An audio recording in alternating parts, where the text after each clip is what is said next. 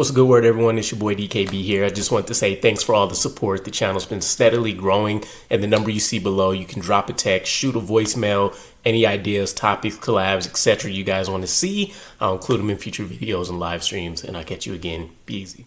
What's the good word, Jets fans? It's your boy DKB here. And regardless of what you think about Justin Fields, in my opinion, we should at least be hyped about what he could potentially be. He's the modern day NFL quarterback when you want to talk about the dual threat type of players that you want to bring in. And the passing, we understand, needs work, but we've never had a quarterback like this, at least since Michael Vick, and of course he was in the twilight years of his career, but someone that can do the damage that he can as a intentional runner, and then of course when things break down, like Justin Fields can. And so that does give you the opportunity to threaten defenses in a variety of ways, and objectively speaking, make things a lot easier for your offense. So one of the comments that stuck out to me recently was from Quincy Avery. And if you don't know, he's a pretty world-renowned quarterback guru, I would say, for the most point.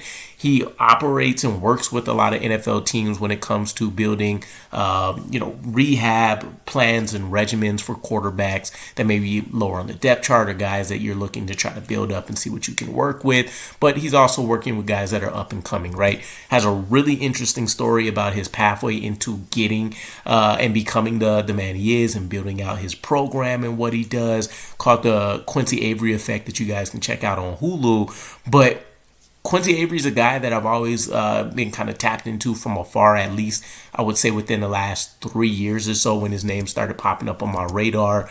Has a pretty strong resume of guys that he's been able to work with. Deshaun Watson, Jalen Hurts, Justin Fields, of course, Jordan Love, Geno Smith, trained Joshua Dobbs pretty early in his career, and from my understanding, they've kept tabs and have, maybe picked up things here and there over the tenure of his career as well.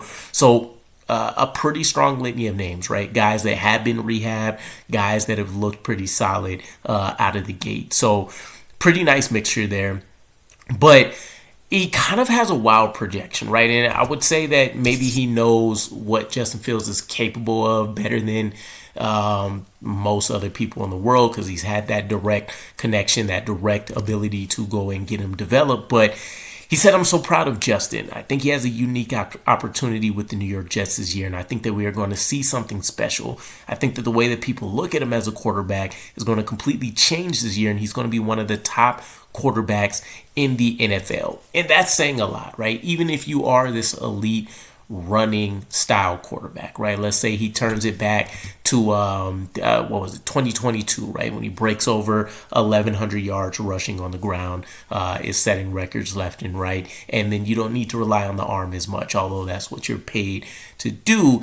Even in that event, it's a lot to consider somebody a top quarterback in that facet, right? So when you look at him objectively speaking, and you go to 2023, where he's thrown the most yards in his career, just over 2,500, it's hard to process his thought it's hard to consume what Quincy Avery is saying, and then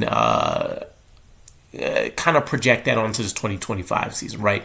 New coaching staff, new OC, Aaron Glenn with his vision. You don't have all the pieces in, but you have some in the making that you feel really good about. Garrett Wilson, that he's had the former connection with. You bring in Mason Taylor. You have to figure out what's going on with the rest of your receiver depth chart, but a really strong offensive line. So there's a decent amount of ingredients in this recipe for us to whip up a tasty dish with Justin Fields. But also, he's not a guy that seems to be pretty hyperbolic about certain things, right? I went back and looked at some of his recent commentary, and one about Shedeur, because he was one of the most hyped quarterbacks this offseason, also stood out to me, where he was basically projecting him to be a 6th-round quarterback. He didn't think that the talent really fell in line with what you would take in the 1st round, and considering he didn't get picked up to the 5th, and I know there's a lot of stuff outside of football that also contributed to that as well. I think he's a guy that you have to take his words with a little bit more than a grain of salt. I think that he's one of those people that you want to listen to, just like somebody that you want to check out in terms of maybe a John Gruden, for example, or anytime Bill Belichick is talking up, or an Andy Reid, or pick any other favorite quarterback, guru, or whatever position coach is elite in your area, right? Offensive line coaches, etc., etc. So I do find it intriguing that he at least believes there's this ideology out there that there is a way to really draw the best out of him this season. And again, those pieces are in play for him. Strong running game is really going to be able to also help him out with Breece Hall and the rest of the group, Braylon Allen, Isaiah Davis, maybe Donovan Edwards if he makes the roster, helping round things out for him. And if the defense can get back to being elite, that always helps, right? More off your plate, more opportunities if they're able to, force turnovers at a high rate for the team. So I'm intrigued by this idea, but it's kind of one of those, you have to see it to believe it. But when you look at the traits, it's there. Justin Fields has a strong enough arm to where it can launch that thing as deep as he needs to hit home run plays. He's obviously going to be a threat anytime that he needs to utilize his legs, can hit the home run play that way, also can break off big chunk yardage. And he's going to force the defenses into a lot of those situations in the last 5 years that you've seen in playoff quarterback play, where you can use these quarterbacks to kind of move the pocket, right? Or you can drop some of those design plays, and now suddenly you have option routes that you can build off of it and such, as there's a better rapport. So again, a lot of nuance that you can do with a quarterback like Justin Fields. A lot of it is going to be up to Tanner Engstrand, though. For one, making sure he can create the dream or vision that Aaron Glenn has for this offense, but also just making the most of the pieces that he has, right? I think a lot of what I've been most frustrated by over these last handful of years is that when we've had enough talent, you look at the roster on paper, which is it's a hard exercise, but objectively speaking, if you are being objective about it, it is a good exercise just in terms of if it looks good on paper where you're not having serious question marks, right? Then it should theoretically be good enough on the field, and that's where the coaching does come into play. So this is something that I'm going to look back on, and I'm going to want to pick out, if it was a successful season, what part did Justin Fields play in that, right? Was it him doing the passing and the running at an elite level? Did he rely more on his legs, but he was highly efficient through the air, right? Was it the fact that he was making all the big plays, even though maybe his play overall was erratic?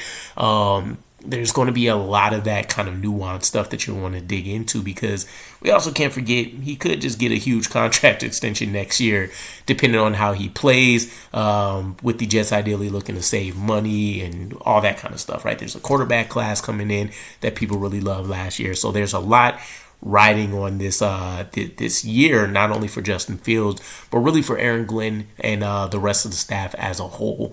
Even with the money you'd have to pay Justin Fields, it is easier to pick up from a Jared Goff-like situation, or a Kirk Cousins, or a Geno Smith, where you finally felt like you're comfortable with this guy, you can get the job done with this guy, he's capable of winning a Super Bowl multiple playoffs and or a Super Bowl for you, and that's good enough, as opposed to hitting the reset with a rookie and having to figure things out and storylines and extra nonsense you don't want to deal with. So let me know what you guys think. I know there's not a ton in the way of Quincy Avery's comments specifically and what all that means and stuff like that, but just the idea of Justin Fields and what we could be looking at in 2025. Let me know what you guys are thinking, and I'll catch you guys again.